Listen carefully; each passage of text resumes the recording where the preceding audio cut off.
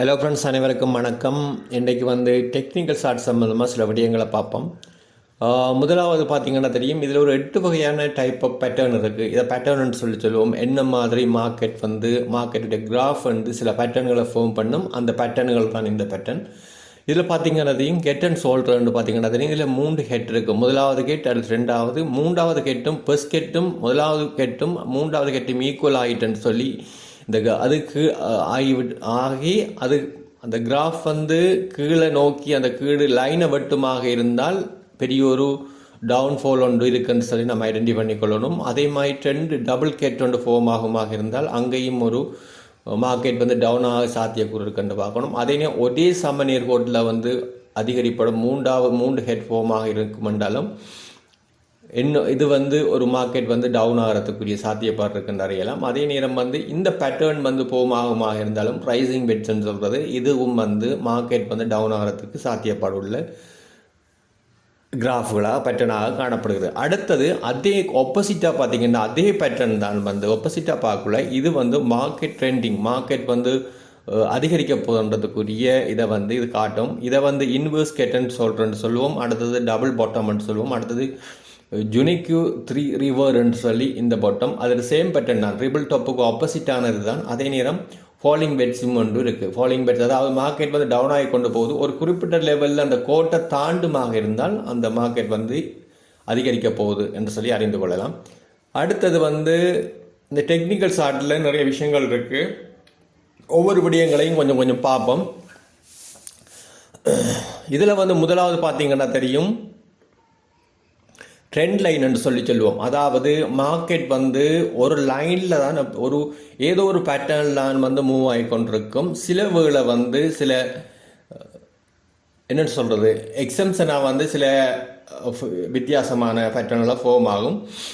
மற்றபடி ஒரு 100% அல்லது 80% வைப்போம். 100% பேட்டர்ன் ஒரு பேட்டர்னோடு கூட அதன் ஃபார்ம் ஆகி கொண்டிருக்கும். ஒரு ட்ரெண்ட் லைன் அல்லது ஏதோ ஒரு விடயம் இந்த கிராஃபில் நம்ம கண்டுபிடிக்கக்கூடியதாக இருக்கும்.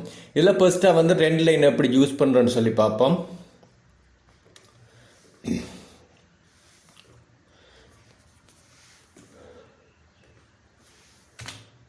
ரைட், இதில் நீங்கள் போனீங்களா தெரியும். இதில் கிளிக் பண்ணலாம். நீங்கள் இந்த ட்ரெண்ட் லைனை எடுக்கலாம். ட்ரெண்ட் லைன் எடுத்துட்டு இதனுடைய பாட்டம் லைனையும் லாஸ்ட்டாக ஃபார்ம் பண்ண அதில் பாட்டம் லைனையும் நம்ம கனெக்ட் பண்ணி ஒரு கோட் எடுக்கிறீங்கள்.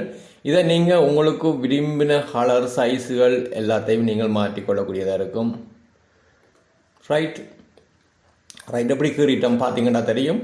இந்த பேட்டர்ன் இந்த ஸ்டார்டிங் பாயிண்ட்டுக்கும் எண்டிங் பாயிண்ட்டுக்கும் ஒரு ஸ்ட்ரைட் லைன் இருக்கிறத பார்ப்பீங்க. அப்போ இந்த ஸ்ட்ரைட் லைனு கூட தான் மார்க்கெட் போய்கொண்டிருக்கின்றது நமக்கு நார்மல் சாதாரணமாக அடையாளம் கண்டு கொள்ளலாம்.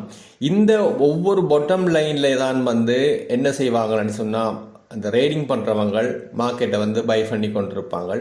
இந்த ஒவ்வொரு பாட்டம் லைன்லையும் ரேடிங் அதாவது பை பண்ணி கொள்வாங்க. அதே நேரம் இந்த மேலுக்கு வர ஹை பாயிண்டில் விற்கக்கூடியதாகவும் இருக்கும்.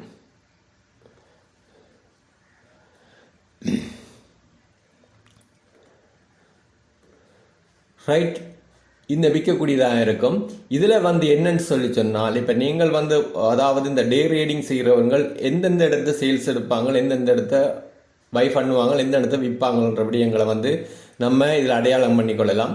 இதில் பார்த்தீங்கன்னா தெரியும், இந்த 10 டிசம்பர் இதில் பாட்டமில் இருக்குது. இதில் வாங்கி இங்கே மேலுக்கு விற்பாங்க. அல்லது இந்த கிராஃப்கள் ஒவ்வொரு ஃபார்ம் பண்ணுற பேட்டர்னுக்கு ஏற்ற மாதிரி அவங்கள மார்க்கெட்டை ஐடென்டி பண்ணிக்கொள்வாங்க.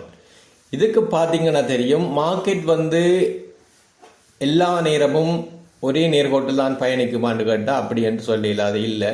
காரணம் பார்த்தீங்கன்னா தெரியும், இந்த கிராஃபிலே இங்கே பார்த்தீங்கன்னா தெரியும், பாருங்கள் கீழே உங்களுக்கு எங்கன்னு சொல்லி காட்டுறேன்.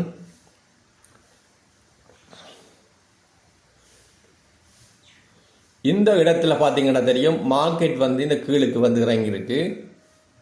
இது இப்படி சில சந்தர்ப்பங்களில் எக்ஸப்ஷனாக சில விடயங்கள் நடந்து ஆனால் ஒரு பார்த்தீங்கன்னா தெரியும், இதுக்குரிய பீரியட்டை கால்குலேட் பண்ணிங்கன்னு சொல்லி சொன்னால் ஒரு 14 நாள் இந்த மார்க்கெட் டவுன் ட்ரெண்டில் போயிருக்கு.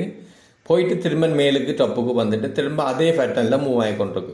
இது சடனாக வந்து சில விடயங்கள் காரணமாக அல்லது என்ன ரீசனாக இப்போ ஒரு சில பொலிட்டிக்கல் மாற்றங்களாக இருக்கலாம், ஒரு கவர்மெண்ட் ஒரு எலெக்ஷன் அனௌன்ஸ் பண்ணுறதா இருக்கலாம், அல்லது புது ஒரு டேக்ஸ் சிஸ்டத்தை ஒன்று இன்ட்ரடியூஸ் பண்ணுறதா இருக்கலாம், அல்லது இந்த கம்பெனியுடைய ஃபினான்சியல் ரிப்போர்ட் வந்து பப்ளிஷ் ஆகி அதில் வந்து சில விடயங்கள் பாசிட்டிவான நெகட்டிவான காரணங்கள் இருக்குமாக இருந்தால் இப்படி டவுன் ஆகலாம். அல்லது இவங்களோட டிரெக்டர் போர்டில் புது வந்து பழைய ஒரு நபர் வந்து நீக்கிட்டு புது ஒருவர் அப்பாயின்ட் பண்ணக்குள்ள இப்படியான சடனான சேஞ்சுகள் வந்து நடக்கலாம். இப்படி சில காரணிகள் வந்து இப்படியான ஒரு டவுன்ஃபாலுக்கு ஒரு காரணமாக இருக்கலாம். ஆகவே அதிகமான நேரங்களில் பார்த்தீங்கன்னா தெரியும், நீங்கள் கிராஃபில் ஓன் டைம் எடுத்து செக் பண்ணி பார்த்தீங்கன்னா தெரியும், இந்த நார்மலாக சாதாரணமாக இந்த ஒரு லைன்லேயே வந்து இந்த கிராஃப்கள் வந்து போய்கொண்டிருக்கும். ஓகே ஃப்ரெண்ட்ஸ், இது வந்து இந்த ட்ரெண்ட் லைன் சம்பந்தமான விடயங்கள். அதுக்குத்தான் இந்த இதுகள் யூஸ் பண்ணுறது, ஒவ்வொன்றும் யூஸ் பண்ணக்கூடியதாக இருக்கும். இதில் வந்து நீங்கள் விரும்பின கிராஃப்களை எடுத்து நீங்கள் ட்ரை பண்ணி பார்த்துக்கொள்ளலாம். என்ன மாதிரி என்ற விடயங்கள் பார்த்தீங்கன்னா தெரியும், எப்படி இந்த மார்க்கெட் வந்து போயிருக்கின்ற விடயங்களை வந்து பார்க்கக்கூடியதாக இருக்கும். இந்த கிராஃபில் பார்த்தீங்கன்னா தெரியும், ஓரளவு என்ன ரேஞ்சுக்குள்ளே இந்த கிராஃப் வந்து மூவ்மெண்ட் இருக்கின்ற விடயங்களையும் நீங்கள் வந்து பார்க்கக்கூடியதாக இருக்கும்.